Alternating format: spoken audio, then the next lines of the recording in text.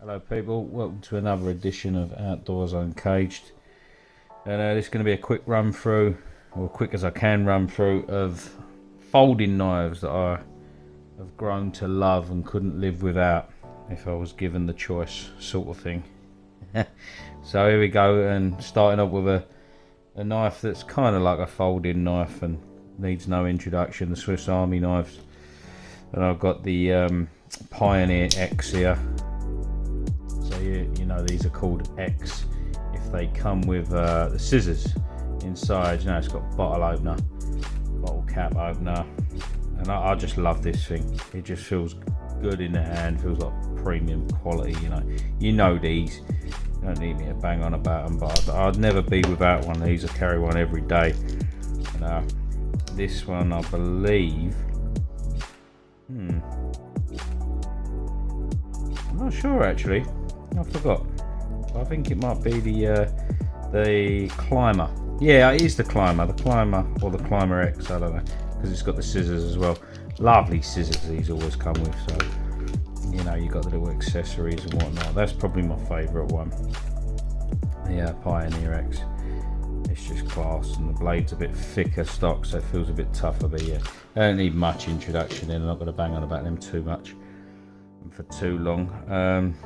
Next would be a really old one. I actually got this one off my uncle when he passed away. They're kind enough to leave me his knife collection because I collect knives and whatnot. So I had a big old collection myself.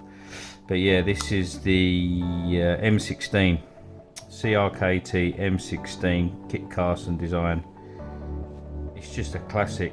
It's just quality, and it's very old, as you can see. I mean, some of the designs, you know, a little bit outdated, like having the pocket clip up there that you can't change and whatnot, but I wouldn't be without it. It's like is that a spear point or a drop point or both? I don't know, it's kind of like that, got that daggerish kind of feel about it. But yeah, Kit Carson was the one that invented the flipper tab as well, so it's something interesting about that. I just love this thing. I think this is like Oz 8 or something, so it's not a very good steel, not a very high-end steel, doesn't hold an edge long, but don't take you long to bring it back. You know, if you blunt it, it's just wicked, and it feels great in the hand to hold it like that. Or like a tactical kind of knife, but I still like it as a really good folder. Next is another quite old one, but I've modified it a bit. The Gerber Gator, from Gerber, obviously made in USA. A nice lockback, and kind of cool. Good action, but you know, it's not very flicky like the other knives.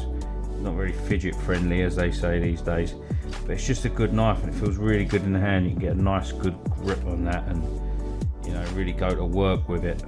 You know, it's not going to fail you. Very good folding knife, another classic. Yeah, I'd say probably we all know this one surely, the Opinel. And this is my favourite one. I kind of modified it, put a pocket clip on it. It's just cool, isn't it, the Opinel? I think this is a number 8 by the size of it, and it should say on there somewhere. Yeah, number 8, and it's a lovely design on it, isn't it? I put a lanyard hole on there and a deep carry pocket clip to kind of modify it, but this is just slice all day for food prep and little whittling chores around the camp or whatever. You can't go wrong with one of these. Everyone should have one of these and just stuff it in your backpack somewhere, and just so you got a spare knife, and it's got a lovely 90-degree edge there for fire making and you know, scraping a ferro rod or whatever. You can't go wrong with that. Can't go wrong with that. Next up is a Kershaw Link. Love this knife. I got it in a trade off a really cool guy from Wales, and a nice deep carry pocket clip. Good grip on that, and it's got that assisted opening, so there's like a little spring in there, so you barely need to push that and it flicks out. Really good action. Very good knife. I think that's damn, forgot the steel. Not particularly high end steel or anything. I think it might be one of them Swedish steels, maybe. But either way, yeah, quality knife, and really nice fit in the hand. You know, it's not too small, not too big, just right. Next up is the K-Bar. This is the K-Bar BK40. I needed this because if you've got the original K-Bar, well, the original K-Bar, the K-Bar BK2, which is here, this beast, this is like the folding version of the BK2, which I love. This is one of my favourite knives of all time. So when they were bringing out a sort of folding version of it, I just thought, I've got to have it. I know they've got an upgraded version with D2 steel. I believe this steel is Oz 8 or Oz 10. But it just, that, something about what Becker does, that Dan Becker, he just knows how to make a knife ergonomic in the hand. It feels good. Like, wants to go to work, as they say on the Knife Centre. Really good knife, highly recommend that. And it's not too bad on the price either. Next up is, you see me flick that open because that's just the easiest way of opening this. This is CRKT Pilar 3. I love this knife. As soon as I saw it, look with that brass liner in there, and spacer rather. It's just a well designed knife, so you can choke up on it like that, or get a grip like that. You want to use it a bit more of a distance, or get really close up with it like that. This knife is just so well thought out. It says Jesper Voxnes, that's how you say his name, Jesper Voxnes. Yeah, Voxnes design. D2 steel, so holds an edge alright, but not the toughest steel. And it just, the action on it is just so bloody good. Look at that. Sorry I'm shaking the camera so much. I need a better stand for this. I'll try and be careful from now on. Look at that action. And look at it. It's just quality, just beaut. I think that's what's that called? Not my car, G10. So it's got G10 one side, and then the frame lock, and hang on, is that a line lock or a frame lock? I don't know. I'm not the best with that sort of thing, but anyway, yeah, really cool, really good knife. Next up is a karambit.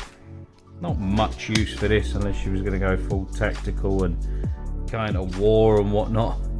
But look at that, by Fox Knives. Karambit, folding karambit. I really love karambits. There's something about them called karambit.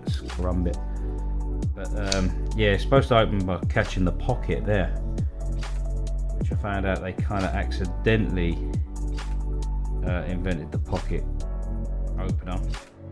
Today I found that out. It was actually to catch blades, when they come down the blade and sort of hook on like that, but then they realised, hang on, they actually got caught in my pocket and opened the blade up, so it's quite, by accident, but invented it nonetheless. And yeah, I do believe they've got upgraded versions of this now, sort of more modern, and it's just cool, just wicked. Next up, Cold Steel TI Light, kind of like a stiletto based thing, really tough this thing, and this is VG1, and I've seen them do absolutely ridiculous things with this knife, stabbing it into like marble sideboards and whatnot. Nothing happens to it. It's so tough. I think Joe X broke one, but he'd break anything, wouldn't he? Let's be honest. But yeah, lovely, beautiful blade that. Look at it. Yeah, quite comfortable to hold as well. Not much use for it other than, self-defense. Not in this country, but this I was blown away with. This is the Civivi Altis. I forgot what steel they use, but this is a Damascus, obviously. Absolutely beautiful Damascus. You can camera pick it up there. Look at that. Micarta handles, scales, button lock action. So really fidget friendly. I took this many a places with me, and keep it in my pocket when I'm indoors, in the garden, wherever. Use it around. That is just so well designed, and not that much money either. For this is, if you want value for money, this is it. Top of the line for a pocket knife. This is just, they've just thought about everything with this. Such good action as well, as I said. Easy to clean. Nice deep carry pocket clip, and you can attach a lanyard if you wanted to. Just thought about everything. They're doing really well, Civivi and WE, at the minute, and this is one of my favourites. Love the profile of it. It sort of goes, it's a good competitor for the bug out, you know. Very, very nice.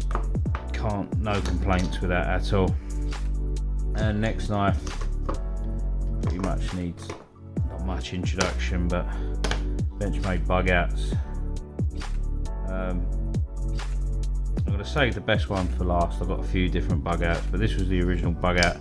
I ended up snapping the tip, being a pleb with it, so it's a bit shorter than normal. But this, I changed the scales on it from the blue Grivory. I didn't mind the blue Grivory, but when I see G10, I was like, yeah, I got to have that. They're from Flytanium, and look at that, you know, it's the bug out. And there's my favourite version of a normal bug out, an S30V. Look at that thing. I changed the scales to titanium bug out, S30V. As I said, this is probably just one of the best knives ever invented. It's just perfect. Slicey, great blade shape, does everything you want it to. Take it camping, for EDC, or you know, anything. This is the one. I changed the what do you call them? The thumb studs for these like titanium ones, just so it all sort of matched up, and then got the silver studs, spacers. One of the best knives ever made. Don't really need to say much more about that. And then I've got Spyderco Tenacious. I think this is budget friendly knife. Does everything you want it to. Not the best steel ever. HCR13 MOV. So it doesn't hold an edge that well, but you know, for the money, what are you gonna do? Made in China, so it's not American made, but still decent action and nice in the hand. Just a decent little knife. You're not looking to spend too much money. Get that. Then I have Para-Free. This is a Para-Free lightweight. Bloody dog hairs getting everywhere. They drive me mad. Any trouble when you got a dog. Anyway. Oh, where I oiled it as well. Might need a little cleaning there. Yeah, Para-Free lightweight. I preferred the Para-Free lightweight to the Para-Free because of where the pocket clip and the lanyard hole line up. If you've got a normal Para-Free, the lanyard hole's up there and the pocket clip comes down a bit, so it's not that deep carry. But I've got the Para-Free lightweight, and then I see they did these titanium scales for it, and I was like, man, I've got to have them. That just looks so much better than the plastic they have. Nothing wrong with the plastic, strong and whatever else, and nice grippy, but this is just way better like that. There's no question, you know. And everyone knows the Para-Free is just legendary, and it fits the hand perfectly. You can really get a good grip on that and go to work with it and whatever. This is a CTS BD1. You know, the steel could be better, but they use that steel for a lot of kitchen knives and that, so it holds an edge decently. I'm not having no problems with it. You know, I do notice that it doesn't hold its edge as long as some other things like CPM 3V or S90V or, you know, Crewwear, whatever you might have, but this is a good steel for the money. And for that, with that upgrade, it just pushes it to another level, you know. Just quality knife, well designed, leaf shaped blade, all that, you know, Spyderco. Next up, this is, I ain't had it this long, but absolute classic, man. A Benchmade 940 Osborne. This is just, don't know what it is about it. When I looked at it, I thought, it's alright, it looks like something out of Star Wars or something, I don't know. just looked a bit weird to me. But once I've been using it, I love this thing. I love this thing. Purple lines, look at that. And just how it feels in your hand when you're using it. It's just a knife you can get out and work with, and you're not afraid of using it at all. You know, there's some knives you'd be a bit precious about sometimes. Some people can. I'm not one of the worst for that, but I do feel that way about some knives. This I don't.